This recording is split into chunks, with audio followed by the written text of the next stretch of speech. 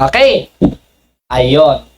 Ayun mga kapatid, muli, salamat sa Diyos, sa mga taga-Binyan, sa awat tulong ng Diyos ay magpapasimula na naman po tayo ng ating Catholic Doctrinal Exposition.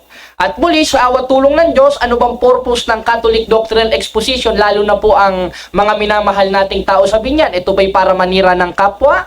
Ito ba'y para mamersonal? Ito ba'y para manira ng ibang relihiyon? Hindi. Sapagkat kung ito po ay paninira ng relihiyon, pamimersonal, therefore, mismong Panginoong Hesukristo rin natin na may mersonal at naninira ng ibang relihiyon. Sapagkat hindi po ito mabibilang na paninira, hindi po ito mabibilang na paninirang puri, pamimersonal. Sapagkat maliwanag na maliwanag sinasabi po sa Biblia, ang mga apostoles na inutusan ng ating Panginoong Hesukristo at yung mga unang Kristiyano na ayon sa kasaysayan ay kaanib sa simbahang Katoliko, meron silang tinatawag na pakikibakang hindi laban sa laman na hindi naintindihan ng mga mokong na ito. Ating basahin kapatid na JB sa 2 Corintos. Vamos ler. Sapagkat ang aming pakikilaban ay hindi laban sa laman, Tuloy. kundi sa harapan ng Diyos. Ay may kapangyarihang gumiba ng mga kuta. Na siyang gumigiba ng mga maling haka at bawat bagay na matayog, na nagmamataas laban sa karunungan ng Diyos. In English. In English, for the weapons of our warfare are not carnal, but mighty through God to the pulling down of strongholds. Ayon. Maliwanag na maliwanag. Ang mga apostoles po, merong pakikibakang hindi laban sa laman. At ito po ang ating ginagawa, nakikipagbaka tayo, hindi lang yung nangyayari sa Iran, sapagkat yung sa Iran, yung pakikibaka pong ginagawa nila, laman sa laman.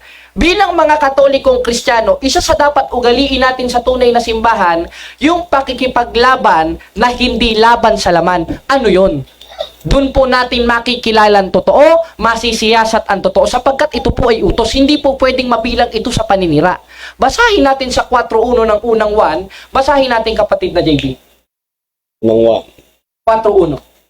mga minamahal, huwag kayong magsipaniwala sa bawat espiritu, kundi inyong subukin ang mga espiritu, kung sila'y sa Diyos, sapagkat maraming nagsilitaw na mga bulaang propeta sa sanlibutan. Yun naman pala, mga taga-Binyan, mga mamamayan ko dyan sa Binyan, lalo na especially yung mga Katoliko, maliwanag na maliwanag po sa sinasabi ng banal na kasulatan na wag agad-agad tayo magsisipaniwala sa bawat espiritu, kundi subukin muna natin ang espiritu kung ito'y sa Diyos. Sa papaanong paraan? Una, sa pagtuturo. Pangalawa, sa pagsansala. Pangatlo, sa pagsaway. At yan po ang gampanin ng ministry natin na ito. Kaya nagkakaroon po tayo ng forum dyan sa Plaza Binyan. Basahin natin kapatid na JB, ang 2 Timoteo 3:16. Ano bang ginagawa ng mga apostoles na dapat rin po natin gawin? Basa. Ang lahat ng mga kasulatan na kinasihan ng Diyos ay mapapakinabangan din naman. Saan? Sa pagtuturo, sa pagsansala, At sa sa pagsaway. Kaya sumasaway tayo. Sa papaanong paraan? Basic kapatid na tito. Ang patotoong ito'y tunay dahil dito sawayin mong may kabagsikan In sila. English. Sa English. Oh. Ano sabi? This witness is true. Wherefore, rebuke them sharply, that they may be sound Rebuke them sharply. In Tagalog, maliwanag na maliwanag, sawaying may kabagsikan sila. Sa Portuguese, testemunho verdadero portano prendete o serviente para que seham sa Diyos na fe. Sa Tagalog, sawayin yung may kabagsikan sila. Yan po ang tungkulin nating mga Katoliko. Katunayan, isang santo po natin, maliwanag na maliwanag, si Saint Cyril of Alexandria, ano po bang sinasabi niya? I'm not worthy to be called Catholic if I cannot defend my faith.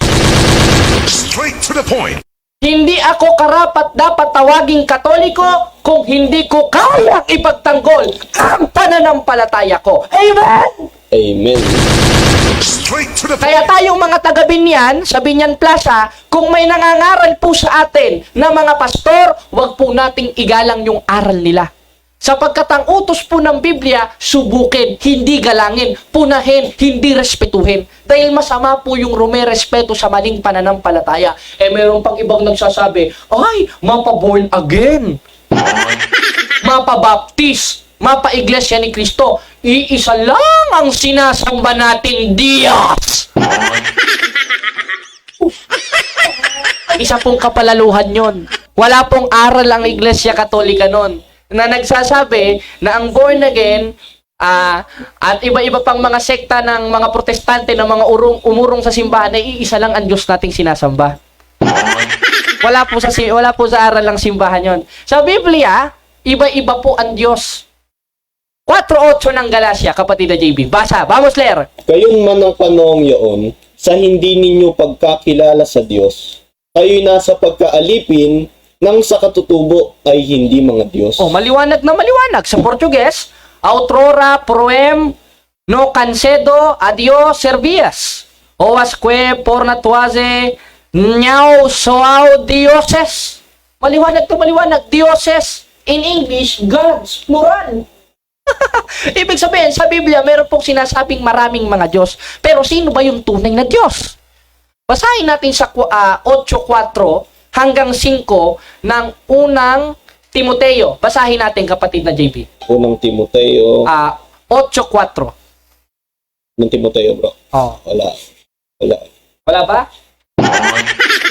Sa 8:4, di ba? Oo. Ng unang Timoteo. Ito ano lang natin dito sa screen. I-flash natin. Tinan mo Unang Timoteo.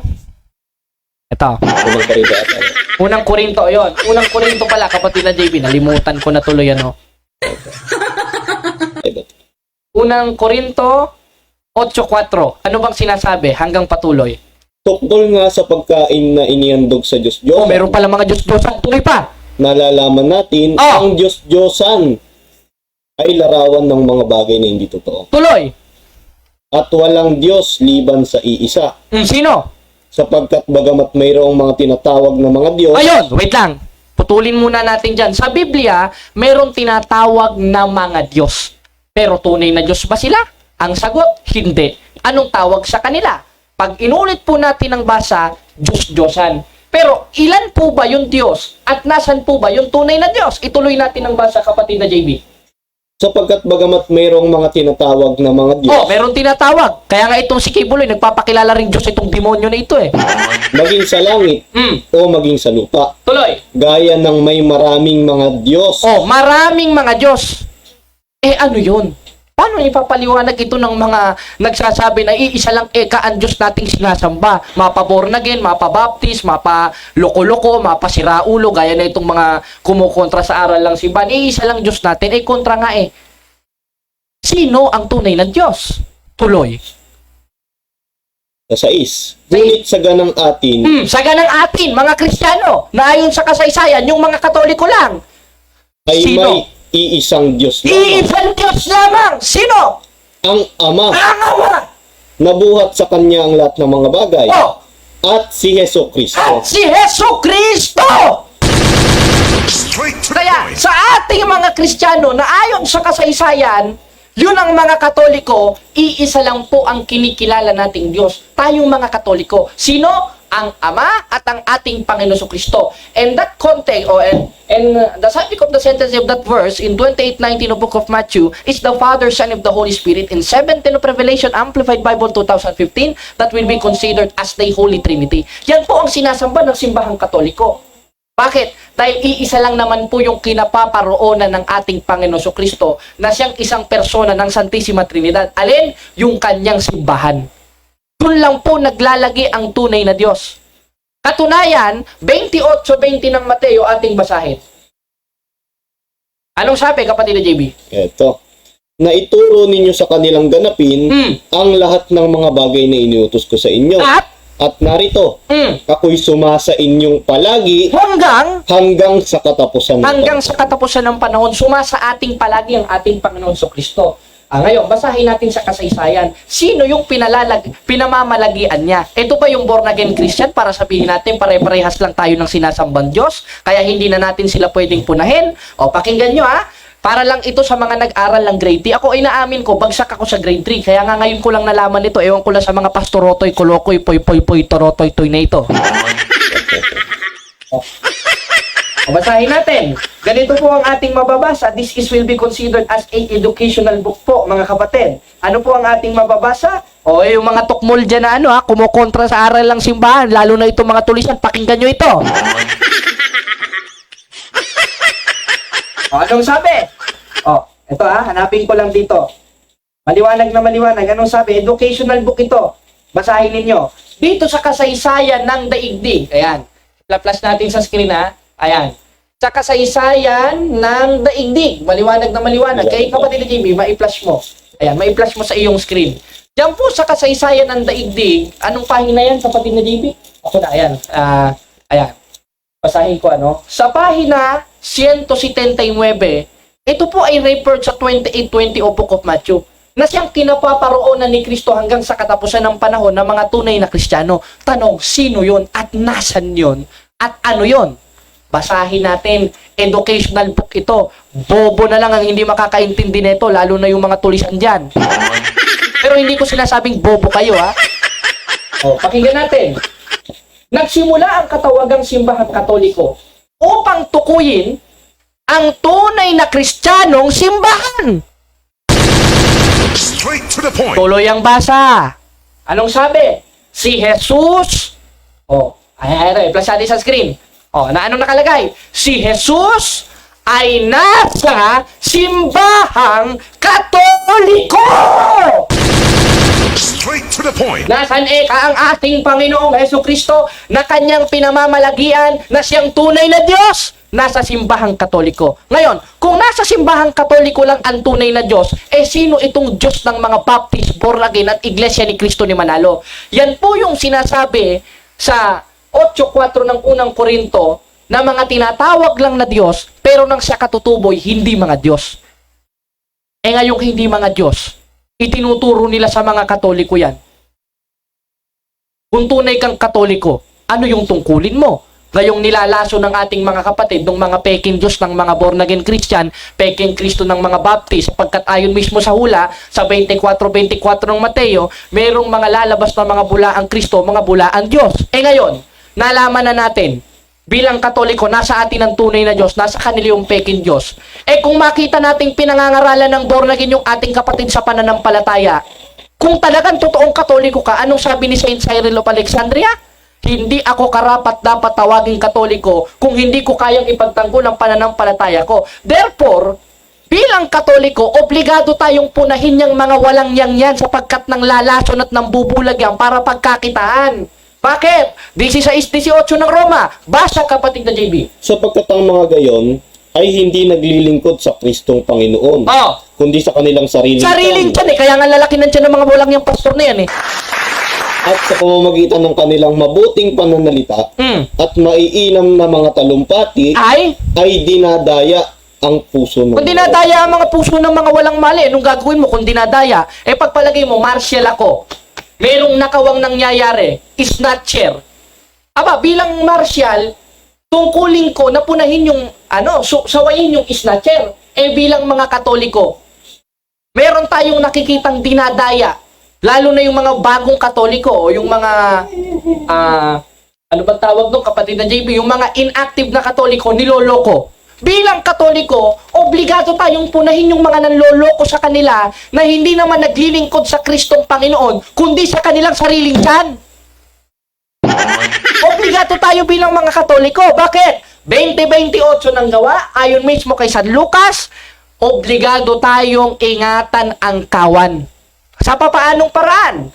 Sa pagtuturo, pagsansalat, pagsaway. Kaya yan po ang purpose namin. Kaya napwesto kami yan sa binyan. Yung sinasabi, minimislead kami daw ay naninira. Tanga! Hindi kami naninira. Dahil hindi mo na pwedeng sirain yung sira. Sira! Hindi mo na pwedeng sirain yung sira. Alin yung buo. Yun ang sinisira. Alin? Yung kinaroroonan ni Kristo na ayon sa educational book, ayon sa Biblia, yun ang simbahang Katoliko. Amen? Amen. Kaya mga siraulo itong mga pastor na ito eh. Hindi lang siraulo. Ano pang tawag mo nung kapatid na JB? Ay, mga bro, tanga. O kaya, yan po ang purpose namin mga kapatid. Pagpasensyahan nyo na kung nakakarinig kayo sa amin ng hindi kaaya-aya para sa inyong tenga, hindi naman po pwedeng mag-adjust yung aral lang simbahan sa inyo eh.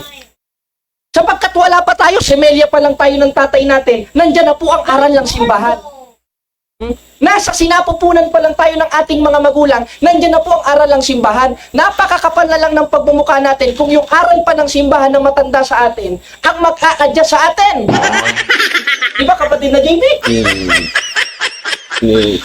Kaya sino mag-a-adjust? Tayo. Pag nakarinig tayo ng masakit na salita, mapalad tayo sapagkat yan ang tunay na aral na hindi pa imbabaw, na maririnig nyo lang sa Binyan Plaza na sinisigaw naming mga Katoliko! 58:1 ng Isayas, basa! Humiyaw ka ng malakas. Humiyaw ka ng malakas! Straight to the point. Ano sabi? Ulat kapatid na JB! Humiyaw ka ng malakas. Humiyaw ka ng malakas! Eh, merong tangang nagsasabi dyan at siraulo na paano kayo makakaakay dyan? Tanga! Wala kaming pakialam kung hindi kayo makinig sa amin. Patunay lang yun na hindi kayo sa Diyos. Sapagkat ang sa Diyos, prangka. Ang sa Diyos, straight to the point magsalita. Straight to the point. Katunayan, si Apostol Pablo, straight to the point rin eh. O, basahin natin, sambayan ng Filipino version. Magbasa kayo ng Biblia ninyo. Dito. Etong nagmamarunong na tulisan na ito, kala mo kung sinong kagaling sa Biblia, eh wala naman palang alam. Yung salitang demonyo, akala niya wala sa Biblia na sinabi ni Kristo eh. Eh talagang antikristo itong taong ito, antikristo. Straight to the O, point. basahin mo, kapatid na JB. 3:1. O, 3:1 hanggang 3:3 ng Galacia, sa sambayan ng Filipino version po ito, ha? Anong sabi? O tangang mga taga-Galasya. Oh! Ano sabi? O tangang mga taga-Galasya. Mga taga-Galacia! Straight to the point. Ano yan? Oh, tuloy. Sino ang kumulam sa inyo na sa inyong mga matay lantaran pa namang itinanghal na si Jesucristong napako sa krus? Iisa lang ang tinatanong ko sa inyo. Tinanggap ba ninyo ang espiritong buong pagtupad ng batas? O ng pananampalatayang inyong narinig? Oh, tuloy. Sa 3, tangang-tanga na ba kayo? Ayun, maliwanag. Anong sabi ni Apostol Pablo? Tangang-tanga na ba kayo? Tangang. Tanga na ba kayo? Yan ang sabi ni Apostol Pablo. Anong gagawin natin? Mag-a-adjust sa atin si Apostol Pablo? Ang kapal ng pagmumukha nyo, baka sampigahin ko pa kayo. O sasabihin, tama ba yan? Yan ba ang salita ng Diyos na nanampiga? Ano ba klaseng sampiga? Yung sampiga na hindi laban sa laman, aral sa aral. Katunayan, si Kristo eh. Hindi lang sampig eh. Pangalong bakal pa eh. O, basahin natin. 2:27 ng Apokalipsis. Kapatid na JB, basa. Anong At sabi? sila'y paghahariin sa pamamagitan ng isang panghampas na bakal. Panghampas na bakal! Mas matindi pa kay Kristo panghampas. Eh sa atin, sampal lang. Sampal lang. Ganyan lang, oh. Sampal. Eh kay Kristo, panghampas na bakal. Ano, si Kristo pa mag-a-adjust sa inyo? Gusto nyo tsinelas?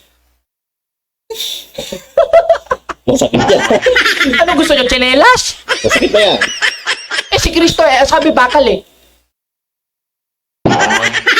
Ano gagawin nyo? Eh Diyos yun. Tao lang kayo. Oh. O kaya yan po ang purpose natin dyan sa Plaza Binyan.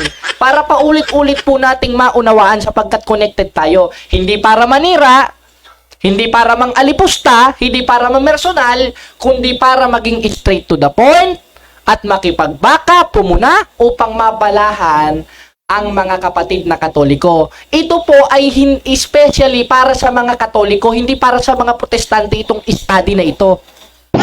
Kaya yung problema mo na, paano kayong may maaakay yan? Problema mo na yan, hindi na namin problema yan dahil yung tao kusang lumalapit sa amin, tanga. Ayon kay Pablo, tanga. Tres-tres ng Galacia, sambayan ng Filipino version. Hindi nga namin pinoproblema yan, samantalang ikaw pinoproblema mo. Eh di mangaral ka rin, umalis ka trabaho mo. Di ba? Alis ka trabaho mo. Alis ka trabaho mo. Alis ka trabaho mo, ikaw mangaral. Guwapo! Straight to the point. Guwapo, hindi gago. Diba? Ngayon, tuloy tayo sa ating pinag-aaralan. Yan po ang ating introduction, mga kapatid, ha? Introduction pa lang po ito ng ating